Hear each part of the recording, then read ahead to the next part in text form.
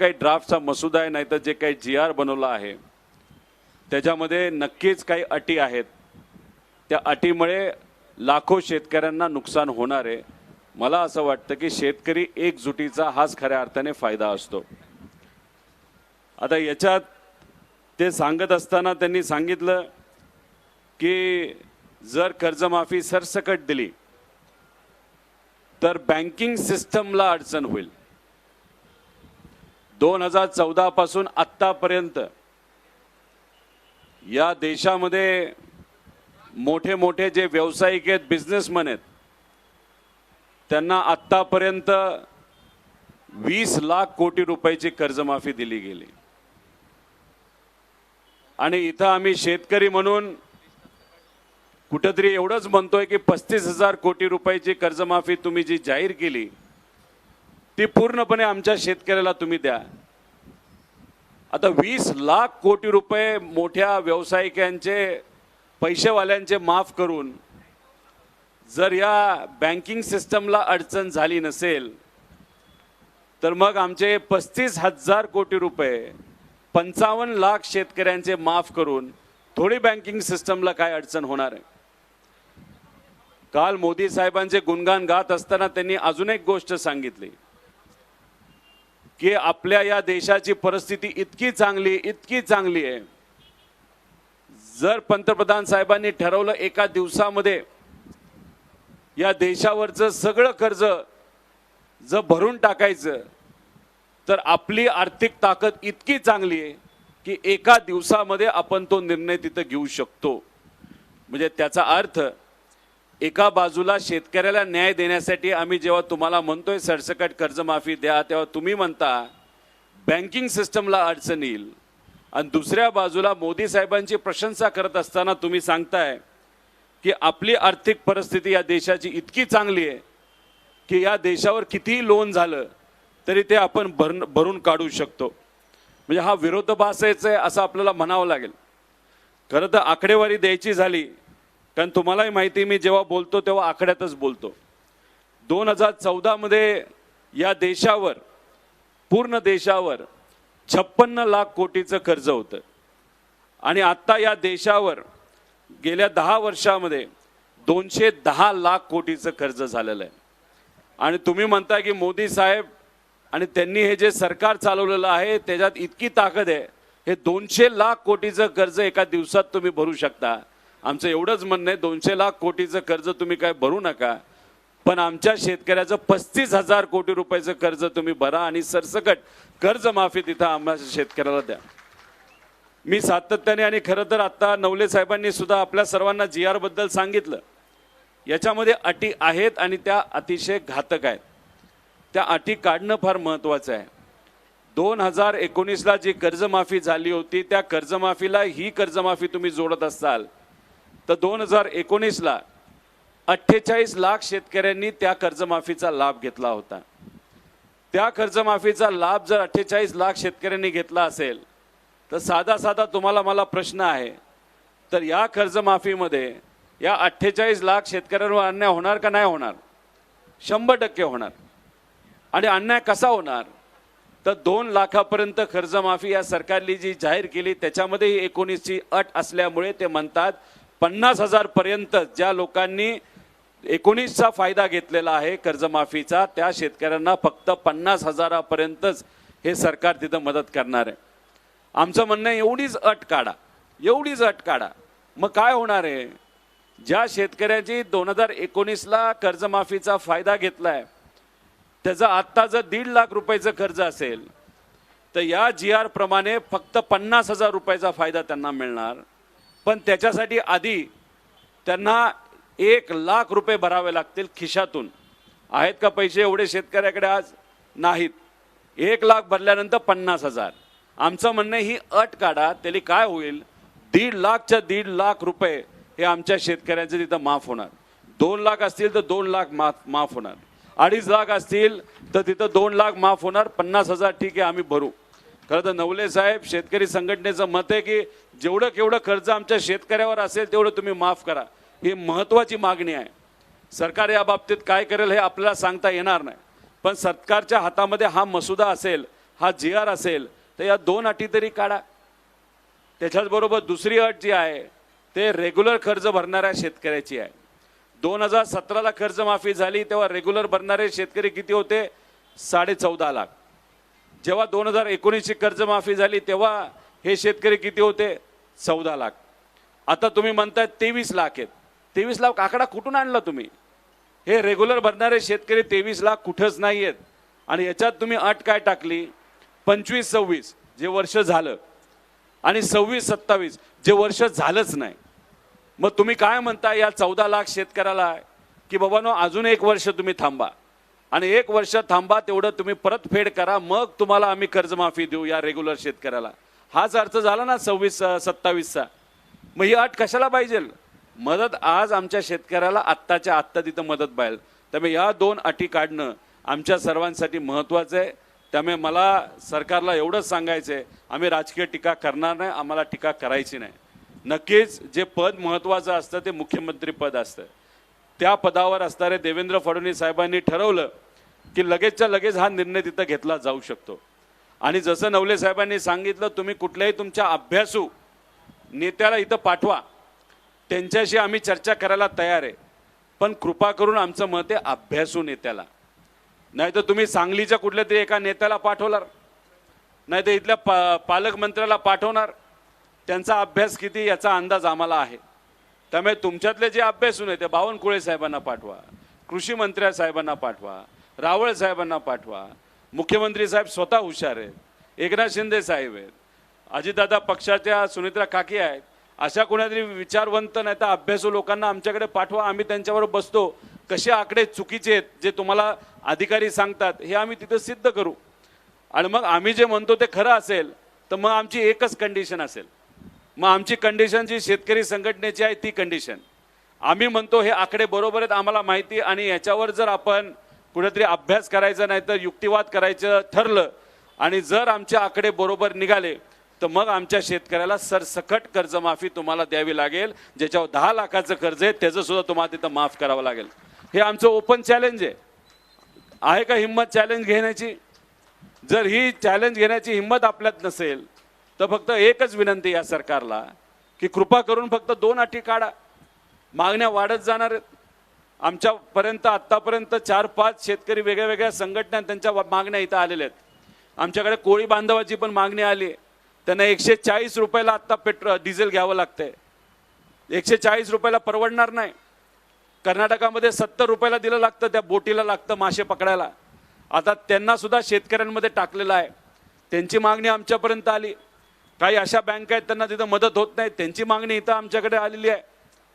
त्याच्याचबरोबर काही शेतकऱ्यांचं म्हणणं आहे की जे अशा जमिनी असतात त्याच्यात कर्ज दिलं जाऊ शकत नाही, पण त्यांना तिथं मदत देण्याची जरूरत आहे, त्यांना सुद्धा आपल्याला मदत द्यावी लागेल. काही शेतकऱ्यांचं म्हणणं आहे 2 लाख का, 4 लाख का नाही, 5 लाख का नाही. आता मागण्या ह्या वाढत चाललेल्या आहेत. त्यामुळे शेतकऱ्याचं पहिली म्हणणं असं आहे की हा लढा जो शेतकऱ्यांनी उभा केला होता काही महिन्यांपूर्वी, कुठलीही अट न टाकता कर्जमाफी करायची, ज्याच्यामध्ये नवले साहेब सुद्धा त्या लढ्यामध्ये होते. बच्चू कडूंना भेटायला मी सुद्धा तिथे गेलो होतो, पाठिंबा दिला होता तुमच्या सगळ्यांच्या वतीने.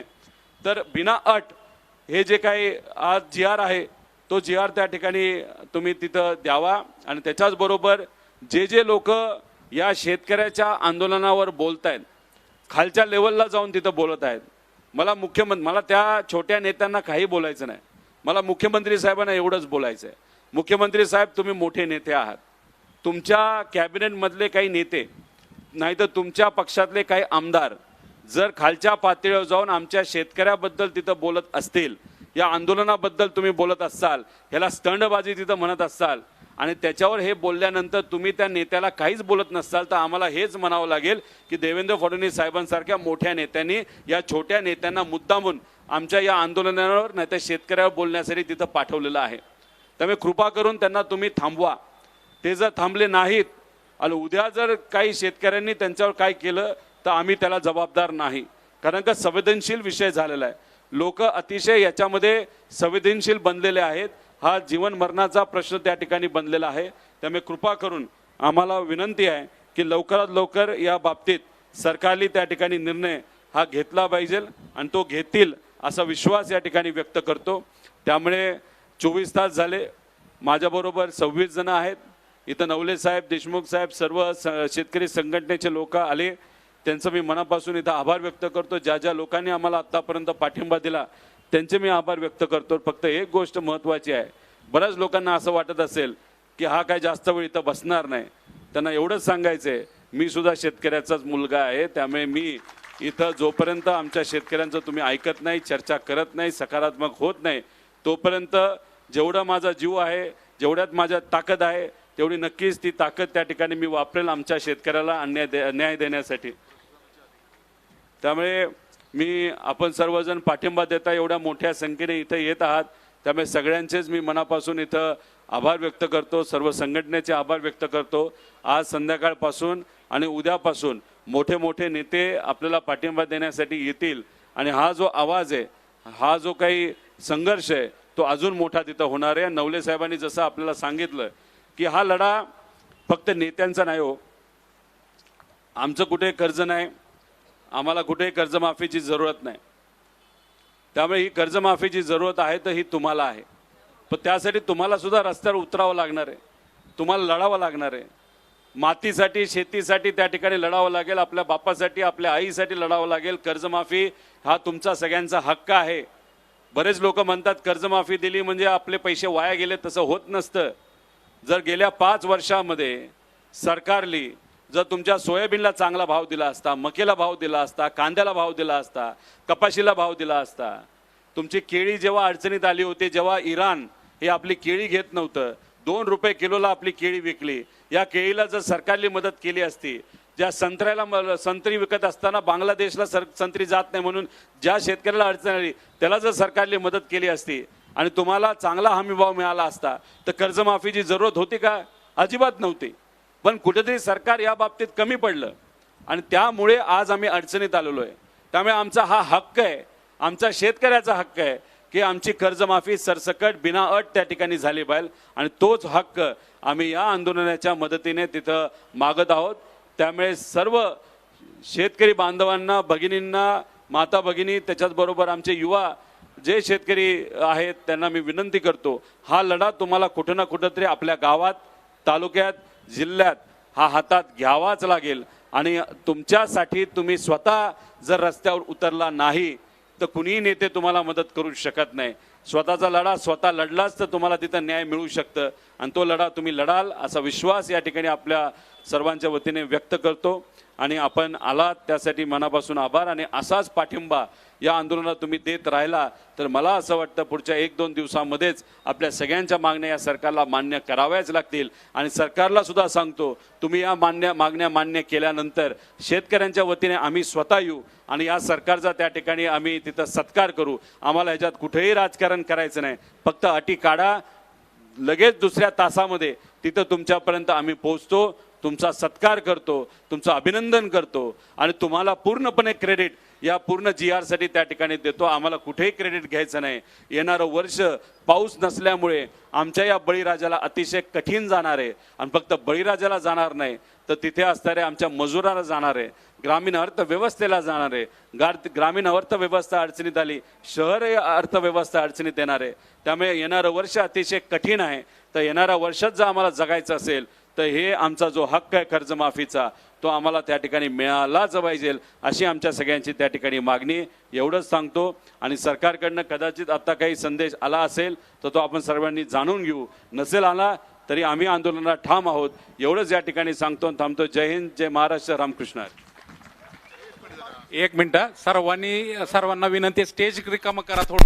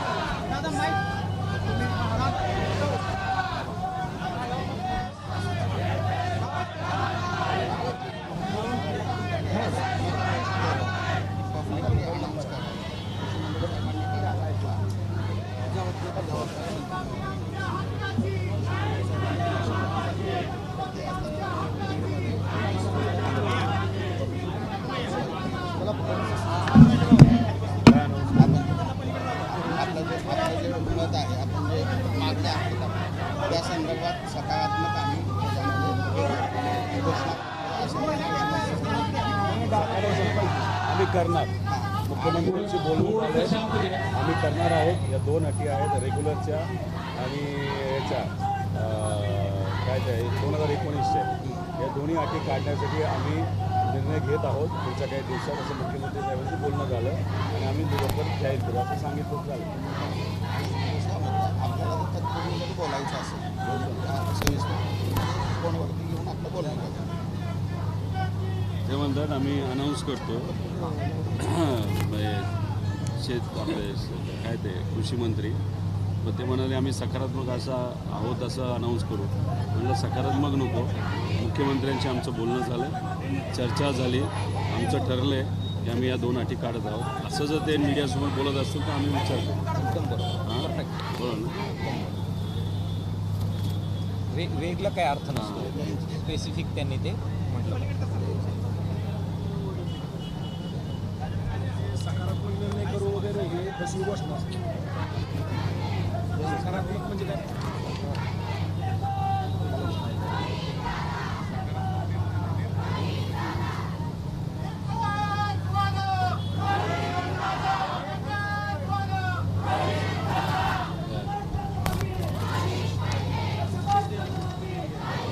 त्यांचा पाठिंबा आहे.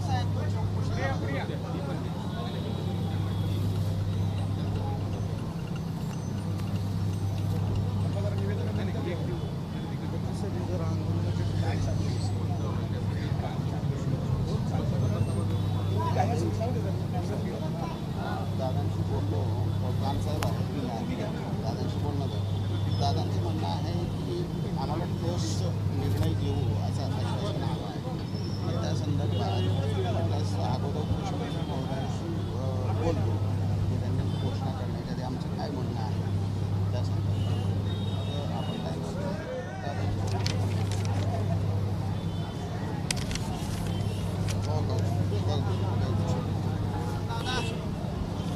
काल येऊन गेले लोक, कॉरिडॉरचा विषय घेतो.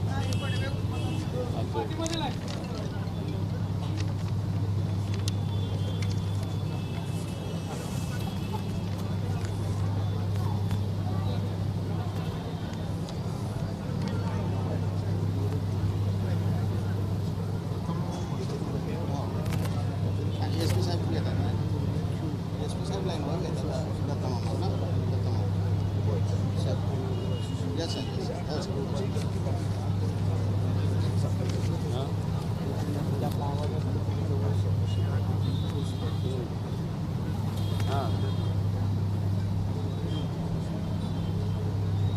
त्यांचं म्हणणं काय आहे, मामांचं म्हणणं होतं की दादांशी बोला.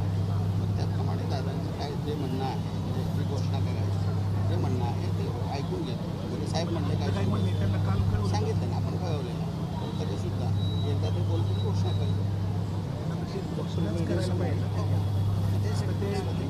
काल जी आपली भूमिका आहे त्यांना समजलेली काय मीडिया समोर जाणारच. मीडियासमोर काय म्हणणार आम्ही सकारात्मक निर्णय करणार. सकारात्मक म्हणजे त्याला काहीच आधार नाही. बापू तेच त्याच्यामध्ये काही गॅप घ्यायला नको. आपल्याला काय म्हणायचं आहे आणि आपल्याचे काय तेच म्हणताय ते बोलायच्या आधी तुम्ही बोला. आम्ही आमच्या मुद्द्यावर ठाम आहे. आता शब्दांची खेळ खेळतो.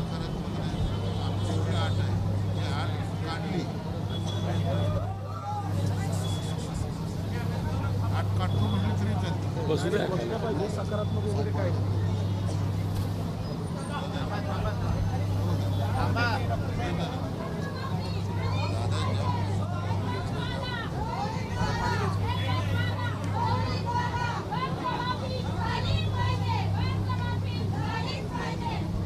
ताई खाली बसा ना.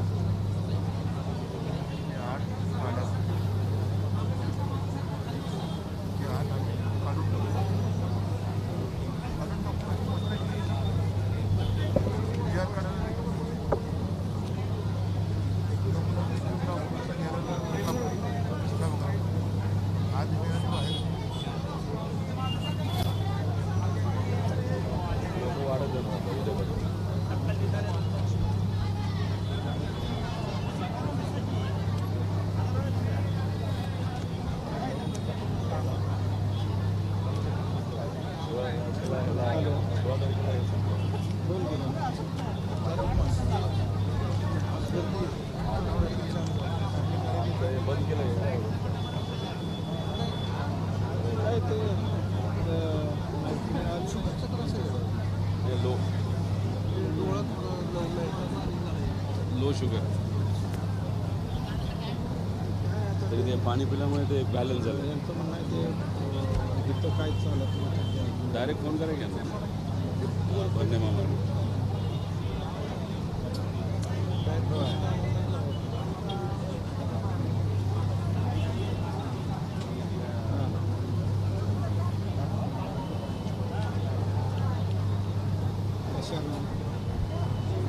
ट्रेनचं तिकीट 250 रुपये आहे. 40 रुपये एसी.